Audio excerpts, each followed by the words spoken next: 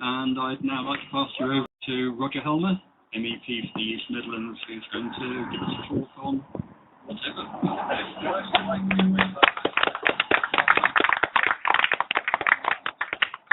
Thank you very much indeed, ladies and gentlemen. Can you hear me? Yes. Yes. I'm not very big on microphone. And I first of all apologise for wearing a silly hat. But my dermatologist told me not to stand around in the sunshine without a hat on, so you'll have to blame him. He was a Belgian, so you can blame him. Fine. Great to be here in West Worcestershire, and I don't think I've been here for rather a long time, so I'm grateful to you for inviting me, and I'd like to repeat the thanks to our host, to all the people who did the food, because it's been really a gorgeous evening, but especially my congratulations to whoever phoned the Met Office, because we've had the wettest summer that I can remember. Somebody said it was the wettest summer for 100 years, and guess what? You've got this absolutely first-class weather. I've been to functions like this in lovely gardens with steady rain falling and people going around with umbrellas, and they make the best of it, but I've got to tell you, it's not the same. This is absolutely brilliant. Now, some of you will know that I joined UKIP on the 2nd of March earlier this year. A bit late, you might say. I was first elected to the European Parliament in 1999, and then I was re-elected in 2004, and then they must be absolute gluttons for punishment in the East Midlands because they re-elected me in 2009. And I've been a Conservative practically since I left university. I think I joined the party shortly after I graduated, which was so long ago you won't believe it, but all right, it was 1965. And I've been sort of around the party, never done anything very much with them. But then I got very upset about the way the whole European thing was going. And the big thing that really tipped me into a political career, I never planned to have a political career. I never sat down and said, oh, well, heavens, let's go and do politics. I just heard this news story on the radio, probably December 97, I would say. There was a group of Conservative MEPs came back from Brussels to Smith Square to ask William Hague, who was the leader of the Tories at the time, to be nicer about the euro. They were terribly upset that the Conservative Party didn't seem very keen on the euro currency. And I was so shocked, my first thought was, who on earth are we, the Conservative Party, sending to Brussels to represent us? And my second thought was, well, maybe I better go. So I started making some inquiries. It was the right time in terms of the electoral cycle. I was selected number 1 on the East Midlands list, and the rest, as they say, is history. Now, I'd always thought that the Conservative Party was kind of a Eurosceptic party. You ask them the question, they say, yes, we want to repatriate powers, we don't want a common fisheries policy, all these things. And we have William Hague. I mean, William Hague was a Eurosceptic, wasn't he? Well, he may have been once, but he doesn't look much like one now. And I got progressively more and more and more unhappy with not so much the way the Conservative Party was going, but what it wasn't doing. I was there trying to promote a Eurosceptic message in Brussels, and the party just wasn't in it. I was very encouraged back in, was it 2007, when David Cameron gave a cast iron guarantee in the Sun newspaper. Do you remember that? The cast iron guarantee. We were going to have a referendum on the Lisbon Treaty. Fantastic. I was very pleased. I remember at the time a number of other people in the party were very pleased. We were all fired up about it. Stuart Wheeler, who also left the Conservative Party and joined UKIP and is now the party treasurer, he's told me that on that day in 2007 he saw that cast iron guarantee from David Cameron and he was over the moon about it. And of course, what happened? All 3 of the old parties stood in the last general election on a commitment to have a referendum. Now 2 of them are in government together and they haven't delivered it, and Labour hasn't delivered it or tried to deliver it. In other words, it was a promise they all made and they all forgot. That's the situation we're in. That was what started me asking the question. Because, for years, people in UKIP have been saying to me, look, Roger, we know you think what we think. Why on earth are you in that party? Why don't you come and join UKIP? And I used to say, well, what's the use of the Conservative Party if all the Eurosceptics leave it? We need to stay in there and fight our corner and move the party in a Eurosceptic direction. And I believe that. But finally, I got to the point where I thought, it isn't working. We are not moving in a Eurosceptic direction. Then we actually had David Cameron not only breaking his commitment to have a referendum on the Lisbon Treaty, but actually whipping his MPs against a referendum in the House of Commons. And for me, I think that was the point where I thought, we're not really going anywhere here. They've completely failed. And then Cameron came along and said, I don't want a referendum, an in-out referendum on Europe, because I think we're better off in. Now, I've got two problems with that. The first thing is we're not better off in. But the second proposition is you don't have a referendum to endorse the Prime Minister's prejudices. You have a referendum to find out what the people want and to give the people a say. And he wasn't prepared to do that because he'd made up his mind. Well, I disagreed with that. And originally what I intended to do was to resign from the Parliament at the end of last year, because I've always said it isn't really right for somebody who's elected on one ticket to jump ship and join another party. So I tried to resign. Now, you probably all know the list system you have in the parliamentary elections. You can't have a by-election, midterm by-election for Europe, because you'd be getting 4 million people out to vote in a by-election. It would be ridiculous. So on the list system, the next person on the list who didn't get in at the European election just jumps up one to fill the vacancy. And the next guy on the list to me was a guy called Rupert Matthews, pretty sound for a Conservative. I was very confident about Rupert. I've known him for a long time. And I thought it was a done deal. It always happened like that. Next guy just saw the next lady pops up the list. Well, suddenly we get the lovely Saida Vasi, the co-chairman of the Conservative Party, saying, well, I'm not sure about this chap. Now, bear in mind, this chap, Rupert, had been selected. He'd been put on the candidate list. He'd been selected in a postal ballot of 3,000 plus party members. He'd fought an election, worked very hard in it, and he'd earned his place. So suddenly we have this person who's come out of nowhere, Saida Vasi, not elected to anything so far as I know, and she is saying, oh, I don't like that person. Now, you can speculate about why she didn't like Rupert. I think that he was white, he was male, he was middle-aged, he was Eurosceptic. In fact, he didn't really tick any of her boxes. When I think about it, I don't think I tick any of her boxes either. But there you are. So I went back to the party chairman and I said, I won't confirm my resignation until you confirm succession. But she just wouldn't. She just didn't do it. So I waited and I waited, went past December, into January, into February, and I suddenly thought, because I'd always intended to join UKIP in March at the Skegness conference. And the Skegness conference was getting closer and closer. And finally I thought, well, I've done my best. I've tried to resign. I've offered to resign. They won't accept it.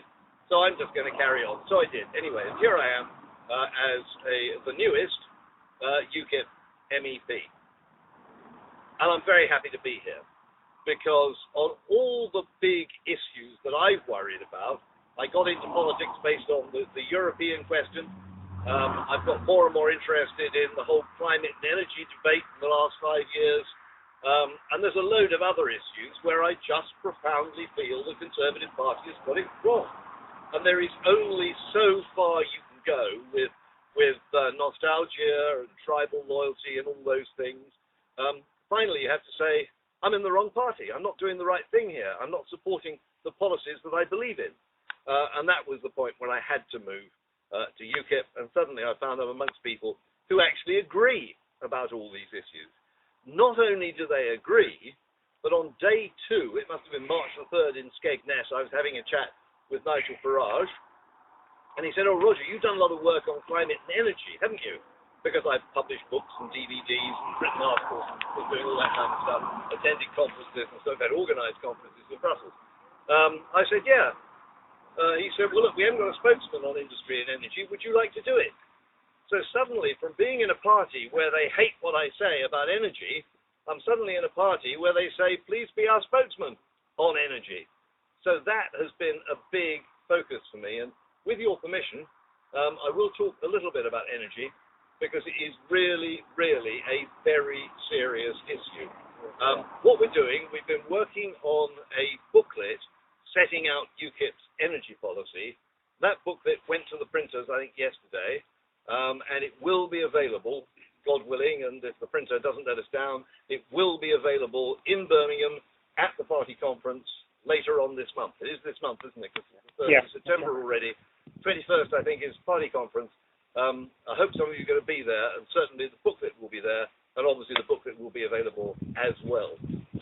Now, let me tell you what my thinking is on climate. I did sell this to the National Executive, by the way, so I hope you'll agree too. First of all, I personally do not believe in man-made global warming. Okay? Now, obviously the climate changes. You'd be mad not to admit that the climate changes. 20,000 years ago, there was a mile of ice over Glasgow. Climate changes, and it changes naturally, and it changes enormously. So, yes, the climate changes. Why does it change? For a whole load of reasons that scientists argue about, but astronomical effects are an important part of it. If you look at the pattern of climate change over the last 10,000 years, since the end of the last ice age, you can see a regular cyclical pattern. And the last 2,000 years of that cyclical pattern, you had the Roman optimum when it was warm, you had the Dark Ages when it was cold, you had the medieval warm period. You know, when the Vikings got to Greenland, it was green, for heaven's sake. So you had the medieval warm period. You then had the Little Ice Age in the 17th and 18th centuries, you know, when the Thames froze over, and the Thames froze over so thick they could actually have ice fairs on the river in the winter. So, you know, never gets that cold anymore. And since then, for the last 150 years or so, it's been getting steadily warmer. Now, anybody who looks at that pattern is going to say, well, it's the same pattern that's been going on for thousands of years. So why are we all suddenly getting excited about it? Why are we looking around for explanations, for self-flagellation, for saying, oh, it's all our fault, it's our CO2? And there are lots and lots of other interesting facts you need to bear in mind. For example, NASA has established that as the Earth's Arctic ice cap has shrunk a little, not very much, but it's shrunk a little over the last few decades, guess what? The ice caps on Mars have been shrinking at the same time. Those ice caps are CO2 ice caps, not water ice caps, but they're ice caps nonetheless. Now, why would the ice caps on Mars be shrinking? As far as I know, there aren't any Land Rovers, there aren't any 4x4s. You know, it can only be that the slight warming we're seeing is basically a solar effect. So, there is a whole load of arguments along those lines. Anybody here seen Al Gore's famous film, An Inconvenient Truth? Yeah. You've seen that one, yeah. There's one point there where he has a couple of graphs, and he puts the two graphs together, and one of them is CO2 and one of them is temperature, and he puts them one over the other, and they match perfectly. And he says, there you are. He says, proof. That proves that CO2 is driving temperature. The only thing is, if you go back to the data and you look in more detail at it, you find that the CO2 effect is delayed by about 800 to 1,000 years compared to the temperature. So the conclusion that any scientist would make is, if there is a causal relationship, it's the temperature driving the CO2, not the CO2 driving the temperature. And the reason for that is there is 50 times as much CO2 in the ocean as there is in the atmosphere. And if the oceans get warmer, some of the CO2 comes out of the oceans into the atmosphere. So when you look at the facts, there is no convincing evidence that human activity is causing CO2.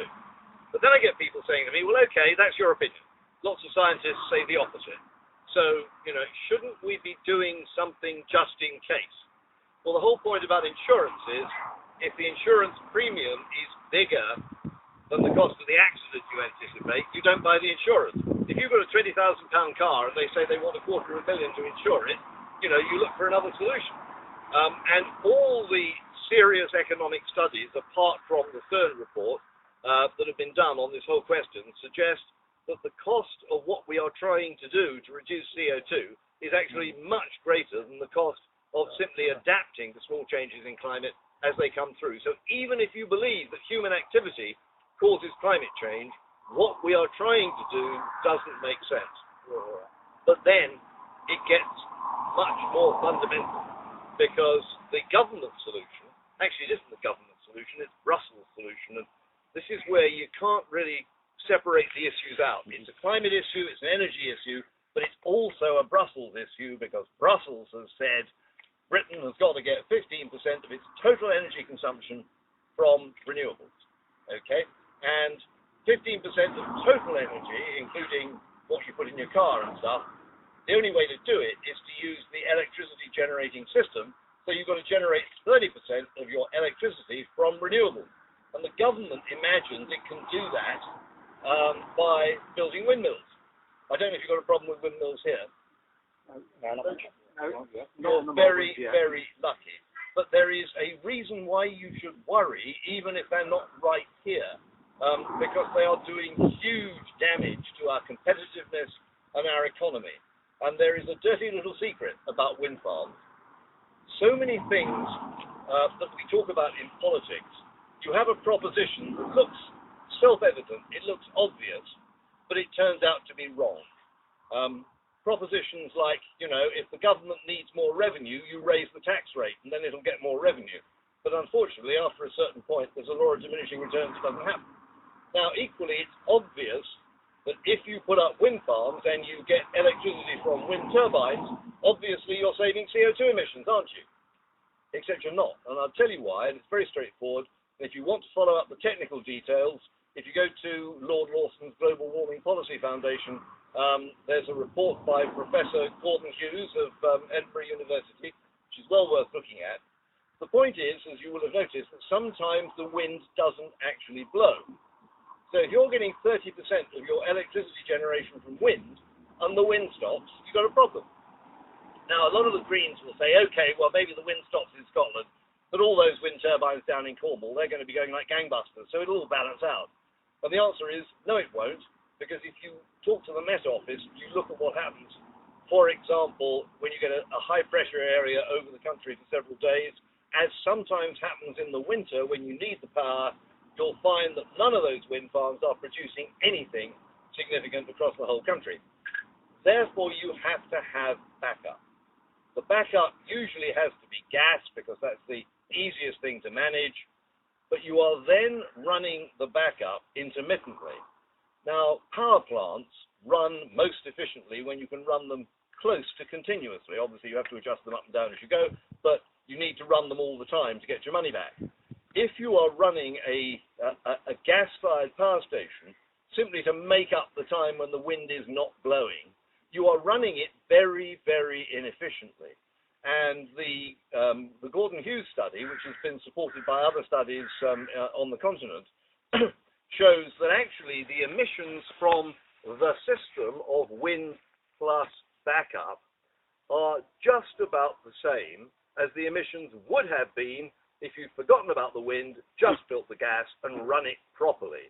So we are doing all this work, we are despoiling the countryside, we're upsetting a lot of local people, and we are not even saving the CO2 emissions, which was the whole point of the thing to start with.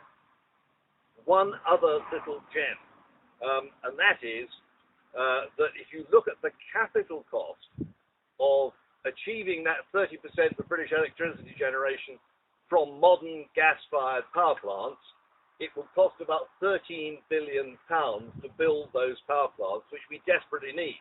And I say we desperately need them because our nuclear power stations are coming to the end of their life, and we have a wonderful thing from Brussels called the Large Combustion Plant Directive, which is telling us we've got to close down all our coal-fired power stations, in effect, by 2015. So we're losing a lot of the nuclear, we're losing most of the coal, and we have to replace it. It will cost $13 billion, as I said, to replace it with gas. It will cost $120 billion, according to Gordon Hughes figures, to build the wind farms and then build the gas backup that you have to have with it. Now, one of the things that Brussels has done wrong, they say you've got to have 15% renewable, okay? Well, even by their standards, what they're really saying is we want to reduce emissions. Well, why tell us we've got to use renewables when we could build nuclear, which is also free of CO2 emissions. If you want to save CO2, the most effective way to do it is to build gas instead of coal and more nuclear. And I can give you some evidence for that because many of you will have heard about shale gas in America. Suddenly the price of gas in America is halved because they got all this shale gas that they're finding they can extract very conveniently.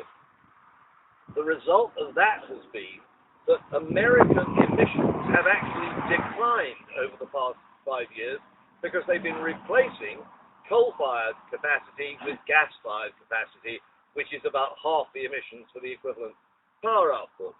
What makes it even funnier, though, or even more ironic, if you like, Europe is doing all these wonderful things to cut emissions. But you've got Angela Merkel over there in Germany, who's suddenly been terrified by nuclear, and everybody's saying, got to close the German nuclear plants. Germany is in the process of building 20 new coal-fired power stations. How they're going to get it past Brussels from the large combustion plant directive, I don't know, but they are. And I think Merkel, unlike our government seems to lack a certain amount of backbone. I think Merkel would actually say to the EU, look, we have to keep the wheels of industry turning. It's the only way we can do it. But also in Europe, we're burning more coal because the Americans are burning less. So the price of coal's come down a bit. So it's a jolly good thing to burn coal.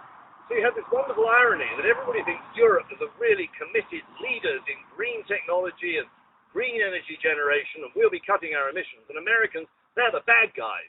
Well, in fact, the American emissions are coming down, the European emissions are going up. Yeah. And the real killer is this, that America has cheap shale gas. China and India, which are major global competitors now, have got cheap coal-fired power stations. What are we doing? We are giving ourselves the most expensive energy in the world. There was a study done by the government just recently, and it showed that of all the advanced economies, Britain had the third most expensive energy. The other two countries were Italy, which you can well imagine, and Japan, which has a special problem because it doesn't have any indigenous energy resources at all. Also, they projected 10 years ahead to 2020, and they found that the extra cost of green policies and green taxes made the biggest increase in Britain, far bigger than they anticipated in other countries. So in other words, what we are doing is we are driving energy-intensive businesses and jobs and investment out of Britain and to an extent out of Europe to other countries. If you want to put up a cement plant today, you'd be daft to put it up in Britain. You're going to put it up in India, very cheap to ship cement from India to Britain, and you have all the advantage of cheap labour and cheap energy.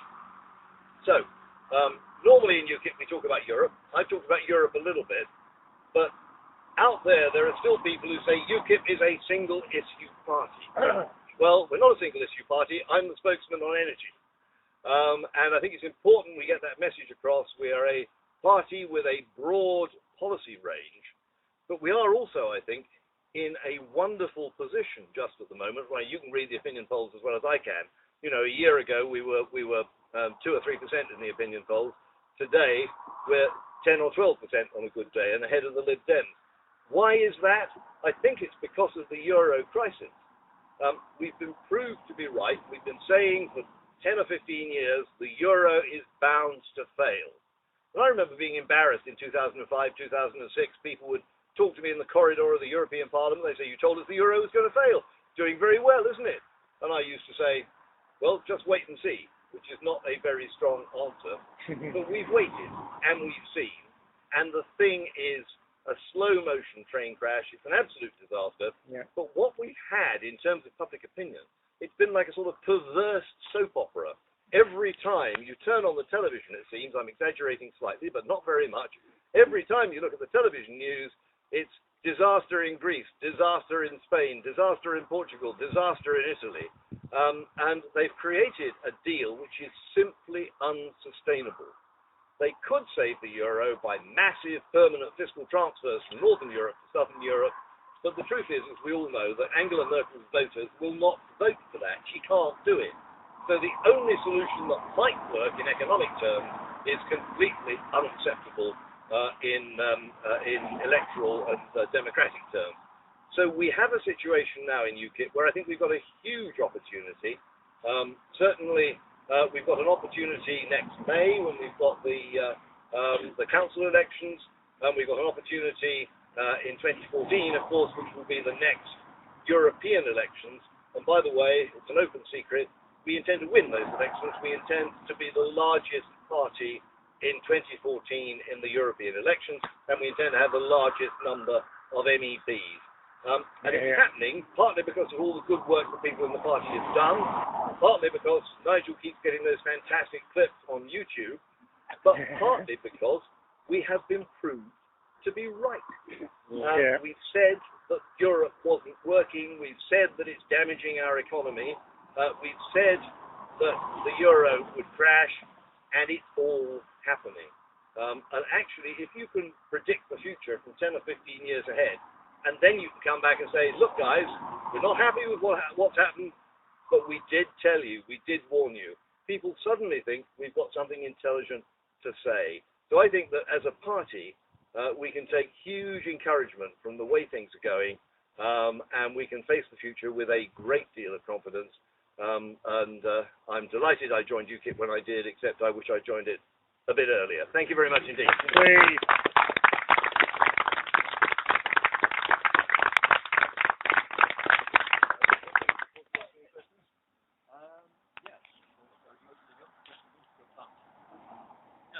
Question 2 or 3. Where do marine turbines come into the picture? Interesting question. I was up in Finland about 4 months ago in a town called Vasa, and they are producing very large marine diesels up there. I mean, I know lots of other people do as well, but I have to be in the factory.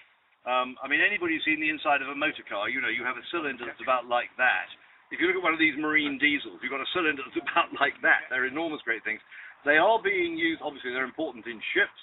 The same things are being used to an extent to back up intermittent renewables.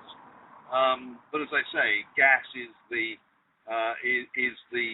primary preferred fuel to back up intermittent. But you can use marine type diesels as well.